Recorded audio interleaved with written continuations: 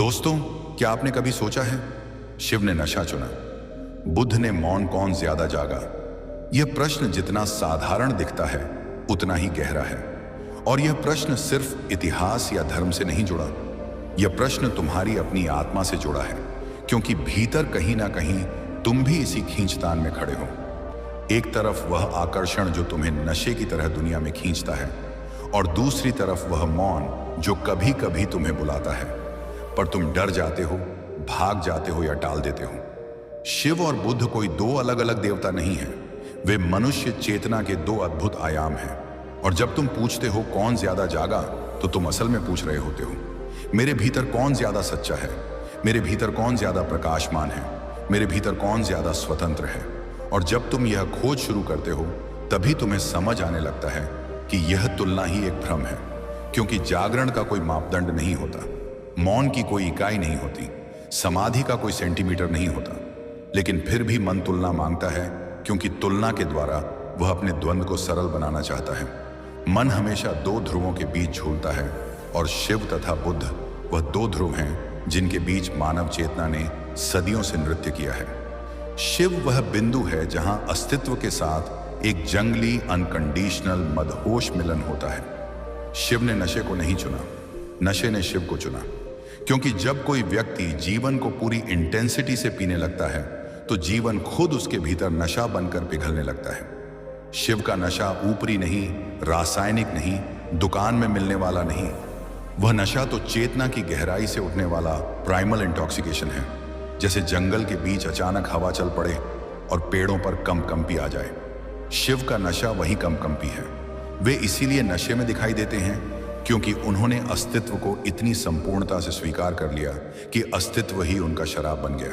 और जब अस्तित्व शराब बन जाए तो फिर कुछ भी बचता नहीं, ना सामाजिकता, न सभ्यता, न नियम, न अपेक्षाएं। शिव इसीलिए नंगे हैं, क्योंकि जिसने सब छोड़ दिया वह कपड़ों को भी क्या थामे। जब तुम शिव और बुद्ध के नाम लेते हो, तो तुम दो व्यक्तित्वों का नहीं, दो दिशाओं का नाम लेते हो। ये दो यात्राएं नहीं हैं, ये दो प्रकार की ऊर्जा है। एक ऊर्जा जो आग की तरह ऊपर उठती है, और दूसरी जो गहराई में उतरकर अथाह शांति बन जाती है। और दोनों ही अपने अपने ढंग से सत्य को छूते हैं। मैं अक्सर कहता हूं, सत्य एक है, मार्ग अनगिनत। और यह जो भेद है नशे और मौन का, यह भी बस सत ही भेद है। भीतर दोनों एक ही जगह जाकर मिलते हैं। तुम्हें समझना होगा, शिव ने नशा इसलिए नहीं चुना कि वे दुनिया से भागना चाहते थे। नहीं, शिव ने नशा इसलिए चुना क्योंकि वे दुनिया को इतने करीब से पीना चाहते थे कि दुनिया और वे अलग ना रहे। उनकी भूख बहुत गहरी थी। वे अस्तित्व को सिर्फ देखना नहीं चाहते थे, वे उसे जीना चाहते थे पूरी इंटेंसिटी के साथ। जैसे कोई समुंदर में उतरता है और फिर वापस नहीं आता। शिव वही गोता है। लोगों को लगता है कि शिव का नशा किसी पदार्थ का नशा है। यह गलत फहमी है। शिव का नशा तो ऊर्जा का नशा है। जब तुम्हारे भीतर इतनी शक्ति जाग जाए कि तुम्हारा शरीर उसे संभाल ना सके, तो शरीर तंद्रा में चला जाता है। यह नशा नहीं, यह अति जागरण है। जो व्यक्ति भीतर के ताले खोल देता है, उसकी आंखें बहकती नहीं, उसकी आंखें जगमगाने लगती हैं। लोग उस प्रकाश को नहीं जानते, इसलिए उसे नशा कह देते हैं। शिव नशे में नहीं, शिव समाधि में है। नशा तो बहाना है, समाधि ही वास्तविक स्थिति है। अब बुद्ध को समझो। बुद्ध ने मौन चुना, और मौन भी ऐसा जो शब्दों से नहीं, अस्तित्व से बोलता है। तुम कभी उनके चेहरे को देखना, वहां कोई हलचल नहीं, कोई कंपन नहीं, जैसे गहरा तालाब हो और हवा तक उसे झकझोर ना सके। बुद्ध का मौन नशे का विरोध नहीं, बुद्ध का मौन नशे का रिफाइंड रूप है, जहां इंटॉक्सिकेशन बिना किसी कारण के स्वयं उमड़ने लगता है। बुद्ध मौन में इसलिए गए क्योंकि उन्होंने जीवन को इतने स्पष्ट रूप में देखा कि उसमें कोई स्वाद बाकी नहीं रहा। जब भ्रम मिट जाता है तो मन शांत हो जाता है, और जब मन शांत हो जाता है तो मौन खिलता है। मौन कोई कर्तव्य नहीं, मौन तो प्रसाद है। बुद्ध ने चुना नहीं, बुद्ध पर मौन उतर आया। तुम इन दोनों के बीच अंतर खोजते हो, लेकिन अंतर केवल सतह पर है। गहराई में यह दोनों एक ही मार्ग है। शिव बाहर फटते हैं, बुद्ध भीतर पिघलते हैं। शिव नृत्य है, बुद्ध ध्यान है। शिव ज्वालामुखी है, बुद्ध हिमालय है। लेकिन क्या ज्वालामुखी गलत है? क्या हिमालय सही है? या ये दोनों ही अस्तित्व की अनिवार्य धुन का हिस्सा है? मेरे प्रिय, आध्यात्मिकता कोई प्रतियोगिता नहीं, कोई पहला नहीं, कोई अंतिम नहीं, सिर्फ मार्ग है और मार्ग पर चलने वाला। मैं तुमसे पूछता हूं, तुम्हारे भीतर कौन जाग रहा है? क्या तुम शिव जैसे हो, जिनके भीतर आग है, उत्साह है, बेकाबू जीवन है, या तुम बुद्ध जैसे हो, जिनके भीतर गहरी शांति है, एक स्थिर प्रकाश है? और यह जानना विज्ञान जैसा नहीं है, यह सेल्फ डिस्कवरी है। क्योंकि अगर तुम शिव के रास्ते के व्यक्ति हो और तुम बुद्ध का मार्ग चुनोगे तो तुम्हारा मौन भी तुम्हें बेचैन करेगा। और अगर तुम बुद्ध की प्रकृति के हो और शिव की इंटेंसिटी अपनाओगे तो तुम्हारा नशा तुम्हें घायल कर देगा। प्रकृति को पहचानो, स्वभाव को पहचानो। मैं तुम्हें बताता हूं, शिव और बुद्ध दो अलग अलग दिशाएं नहीं बल्कि एक ही वृत्त के दो छोर हैं। जब शिव अपने नृत्य के चरम पर पहुंचते हैं तो वे मौन में गिरते हैं, और जब बुद्ध अपने मौन के चरम पर पहुंचते हैं तो वे नृत्य में खिल उठते हैं। यह परिपक्वता है, यह वही बिंदु है जहां नशा भी मौन हो जाता है और मौन भी नशे में बदल जाता है। लोग पूछते हैं कौन ज्यादा जागा? मैं कहता हूं जागरण का कोई पैमाना नहीं, कोई सेंटीमीटर नहीं, कोई किलोमीटर नहीं।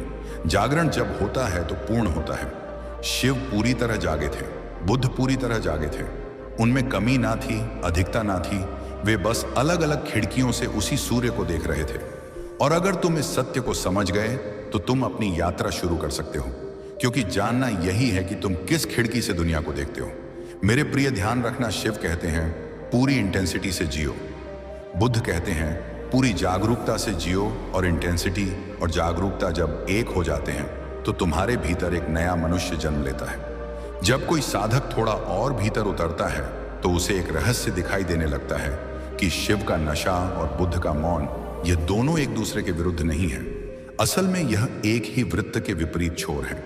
अगर तुम किसी एक छोर को पूरी तरह पकड़ लो, पूरी पूर्णता से जी लो, तो तुम स्वाभाविक रूप से दूसरे छोर पर पहुंच जाते हो। जैसे नदी किसी भी दिशा में बहे, अंततः समुद्र में ही गिरती है। शिव नदी के उन्माद है, बुद्ध समुद्र के मौन। लेकिन नदी जिस क्षण पूरी होती है उसी क्षण वह समुद्र बन जाती है। लोग पूछते हैं कि शिव नशे में क्यों दिखते हैं? मैं कहता हूं क्योंकि तुम उन्हें अपनी आंखों से देख रहे हो, उनकी आंखों से नहीं। तुम्हें लगता है कि वे पिए हुए हैं, लेकिन उन्हें कोई पदार्थ नहीं पीता, वे स्वयं जीवन को पी जाते हैं। और जब जीवन किसी व्यक्ति में सीमा के बाहर से बहने लगता है तो वह भूल जाता है कि वह कौन है। वह पिघल जाता है, बह जाता है। एक असीम अमृत उसके भीतर से फूटने लगता है। यह अमृत तुम्हारी भाषा में नशा बन जाता है, लेकिन अस्तित्व की भाषा में इसे समाधि कहते हैं। मेरे प्रिय, नशे के दो प्रकार हैं, एक झूठा नशा जो अंधकार में ले जाता है और एक सच्चा नशा जो अंधकार को भेद कर प्रकाश में ले जाता है। साधारण मनुष्य झूठे नशे की ओर भागता है क्योंकि उसका मन भारी है, उसका हृदय भरा हुआ है दुखों से। परमहंस शिव सच्चे नशे की ओर उठते हैं क्योंकि उनके भीतर कोई बोझ नहीं। जहां बोझ नहीं होता वहां पदार्थ की आवश्यकता नहीं रहती, ऊर्जा ही पर्याप्त हो जाती है। और अब बुद्ध को देखो, बुद्ध मौन में क्यों बैठे हैं? क्योंकि मौन भी नशे का ही दूसरा नाम है। बस शिव का नशा नृत्य करता है, बुद्ध का नशा शांत बैठ जाता है। लेकिन दोनों के भीतर वही रस है, वही रस धारा है, वही आनंद की लहरें हैं। जब बुद्ध मौन में उतरते हैं तो यह मौन साधारण चुप्पी नहीं, यह मौन जीवित है, धड़कता हुआ है, सांस लेता हुआ है। उस मौन को सुनने के लिए तुम्हें अपने मन का शोर गिराना होगा। तुम्हें भीतर में इतना खाली होना होगा कि तुम्हारे भीतर की दीवारें भी गायब हो जाएं।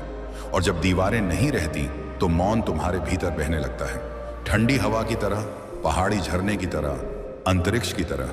मेरे प्रिय, लोग सोचते हैं कि नशा सक्रिय है और मौन निष्क्रिय है, लेकिन बुद्ध का मौन अति सक्रिय है, इतना सक्रिय कि क्रिया में बदल जाए तो भूकंप आ जाए। शिव का नशा अति निष्क्रिय है, इतना निष्क्रिय कि ध्यान बन जाए तो सन्नाटा टूट जाए। यह विरोधाभास है, लेकिन अस्तित्व का ऐसा ही ढंग है। जहां तुम विरोध देखते हो वहां अस्तित्व एकता देखता है। तुम ये समझो, शिव बाहर की ओर एक्सप्लोड होते हैं, बुद्ध भीतर की ओर इम्प्लड होते हैं। शिव कहते हैं जो पूरी इंटेंसिटी के साथ, बुद्ध कहते हैं देखो पूरी जागरूकता के साथ। लेकिन इंटेंसिटी और जागरूकता जब पूर्ण होती है तो वे एक ही जगह पहुंचती हैं, जहां ना नशा बचता है, ना मौन, सिर्फ जागरण बचता है।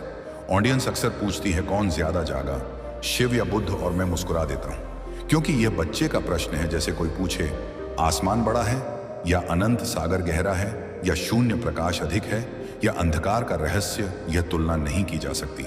शिव जागे पूरी इंटेंसिटी में, बुद्ध जागे पूरी क्लैरिटी में, एक सूर्य की तरह चमका दूसरा चांद की तरह, लेकिन प्रकाश दोनों का अपना अपना सौंदर्य है। और अब सुनो जो बात साधारण लोग नहीं जानते, जो बात किसी ग्रंथ में साफ नहीं लिखी, जो बात सिर्फ अनुभूति से मिलती है, वह यह है कि शिव का नशा जितना ऊंचा होता जाता है वह मौन में बदलने लगता है। शिव का नृत्य जितना तीव्र होता जाता है, एक क्षण आता है जब नर्तक गिर जाता है और सिर्फ नृत्य बचता है। उस क्षण शिव बुद्ध हो जाते हैं और बुद्ध का मौन जितना गहरा होता जाता है। एक बिंदु आता है जब अंदर ऐसा विस्फोट होता है कि मौन नाचने लगता है। उस क्षण बुद्ध शिव हो जाते हैं। तुम्हें यह समझना होगा, मौन भी नशा है, बस रिफाइंड नशा भी मौन है, बस रॉ। दोनों रास्ते एक ही स्रोत से आते हैं, बस अभिव्यक्ति अलग है। मेरे प्रिय, जिसने सच में नशा जिया वह मौन को अवश्य पाएगा, और जिसने सच में मौन जिया वह नृत्य को अवश्य पाएगा। तुम्हारी ऑडियंस को यही समझना है कि स्पिरिचुअल पाथ को चूज वन नहीं है, ये डिस्कवर योरसेल्फ है। तुम्हारे भीतर कौन सा मार्ग जाग रहा है? क्या तुम इंटेंसिटी के मार्ग के हो तो शिव तुम्हारे गुरु हैं। क्या तुम क्लैरिटी के मार्ग के हो तो बुद्ध तुम्हारे मार्गदर्शक हैं।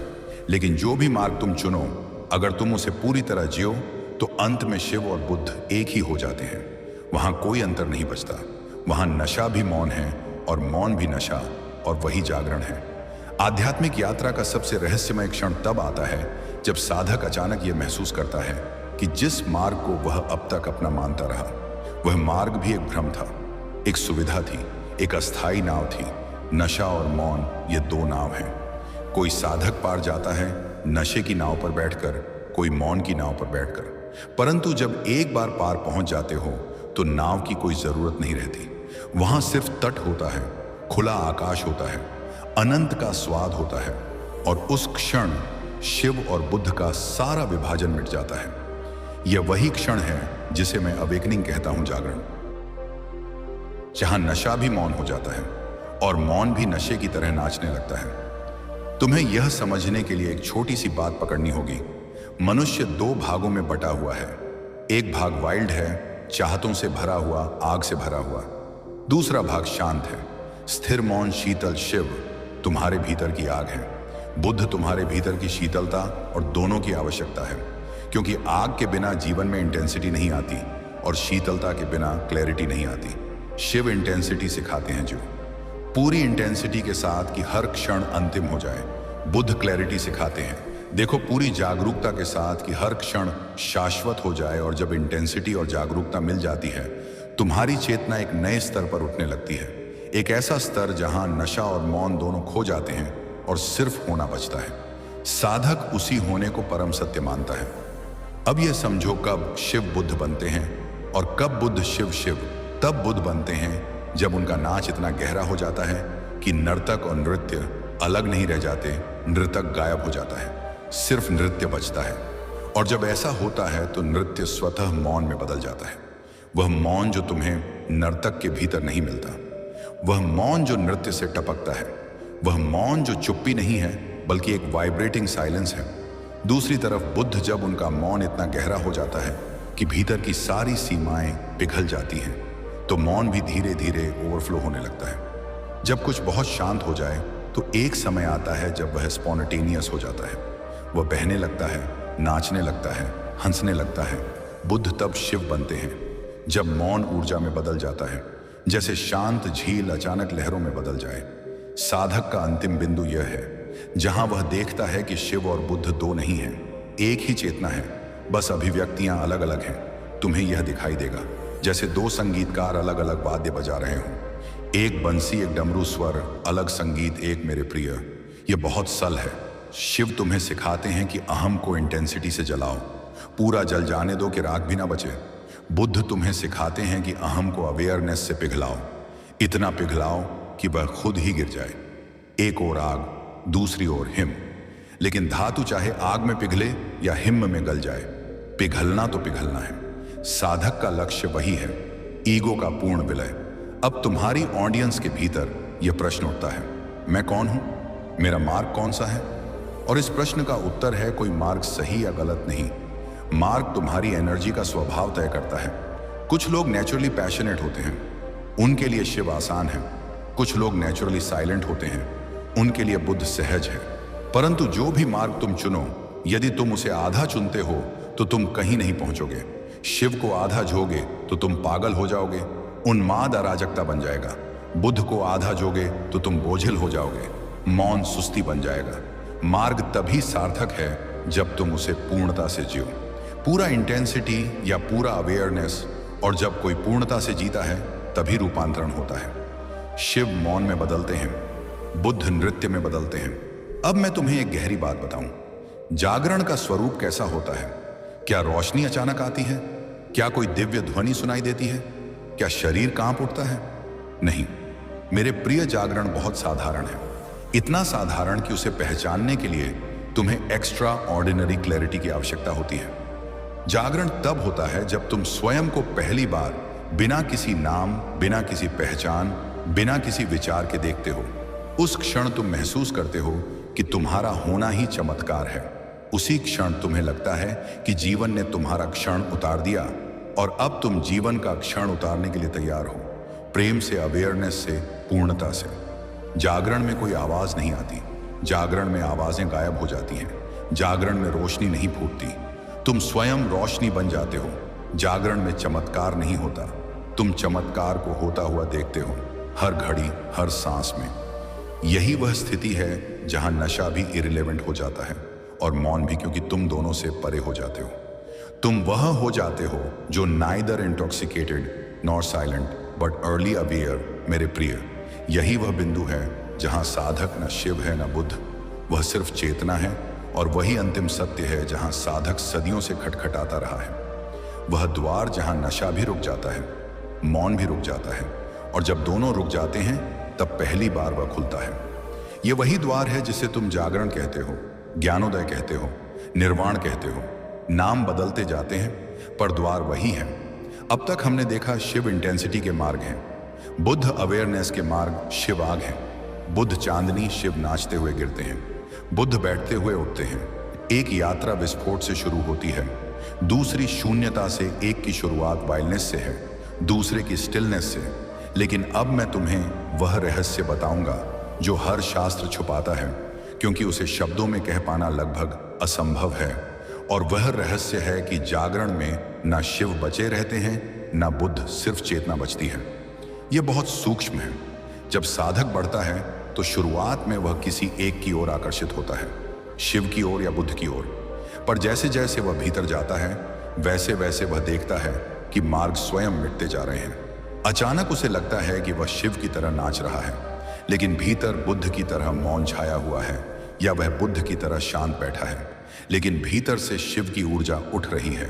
और तब साधक पहली बार समझता है कि शिव और बुद्ध कोई दो अलग अस्तित्व नहीं, वे एक ही चेतना के दो रंग हैं।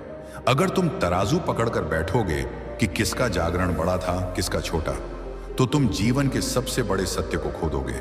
जागरण की तुलना नहीं की जा सकती। तुम दो फूलों की सुगंध की तुलना नहीं कर सकते। एक गुलाब हो सकता है, एक कुमुदिनी सुगंध दोनों में है, लेकिन उनकी सुगंध एक दूसरे जैसी नहीं। और यही सुंदरता है। अब तुम पूछते हो, अंतिम अवस्था कैसी होती है? क्या जागरण के बाद व्यक्ति मौन रहता है या नाचने लगता है? क्या भगवान के करीब जाकर व्यक्ति शांत हो जाता है?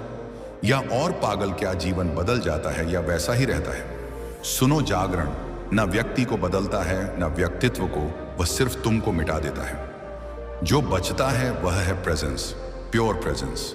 बिल्कुल ऐसा जैसे कोई दिया जल रहा हो, जहां ना हवा है ना अंधेरा, सिर्फ प्रकाश। और उस प्रकाश में कोई मालिक नहीं, वह स्वतः है। जागरण के बाद इंसान न तीव्र होता है न शांत। वह उस जगह पहुंच जाता है जहां इंटेंसिटी और साइलेंस दोनों एक ही धड़कन के दो पहलू बन जाते हैं। कभी वह चुप होकर भी नाचता है, कभी वह नाचते हुए भी बिल्कुल मौन होता है। बुद्ध की आंखों में भी नृत्य था, शिव की आंखों में भी मौन। लेकिन तुमने ध्यान नहीं दिया, क्योंकि तुम आंखों को देखते हो, उनके भीतर की रोशनी नहीं।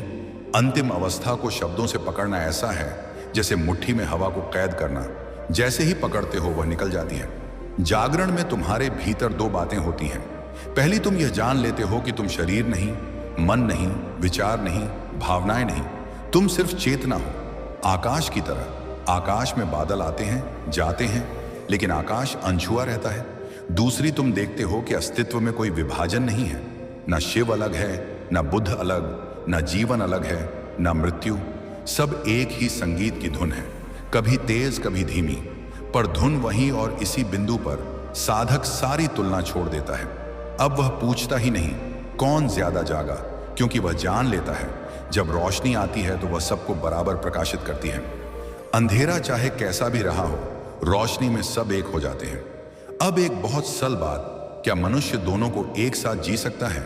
क्या कोई व्यक्ति शिव भी हो सकता है? बुद्ध भी मेरे प्रिय यही परिपक्वता है। जो इमैच्योर है वह एक को पकड़ता है और दूसरे को छोड़ देता है, जो मैच्योर है वह दोनों को अपनाता है। नशे की इंटेंसिटी को भी, मौन की क्लैरिटी को भी, क्योंकि जीवन दोनों से बना है। दिन और रात यह विपरीत नहीं, ये सहयोगी है। नदी और किनारा यह लड़ते नहीं, ये एक दूसरे को अस्तित्व देते हैं। जिस दिन तुम अपने भीतर शिव और बुद्ध को एक साथ महसूस कर लोगे, तुम्हारी चेतना सहस्त्रार की तरह खेल उठेगी। वहां neither silence nor dance there is only celebration. इस सेलिब्रेशन को ही कई लोग परमानंद कहते हैं, कुछ इसे समाधि कहते हैं, कुछ निर्वाण, कुछ परम शांति, कुछ आनंद। परिणाम जो भी हो, स्वरूप एक ही है। और अब आखिरी प्रश्न, कौन ज्यादा जागा, शिव या बुद्ध? मेरे प्रिय, जिस क्षण तुम यह प्रश्न छोड़ दोगे, तुम्हारे भीतर उत्तर उतर जाएगा, क्योंकि यह प्रश्न मन का है। उत्तर अस्तित्व का जागरण, कोई प्रतियोगिता नहीं।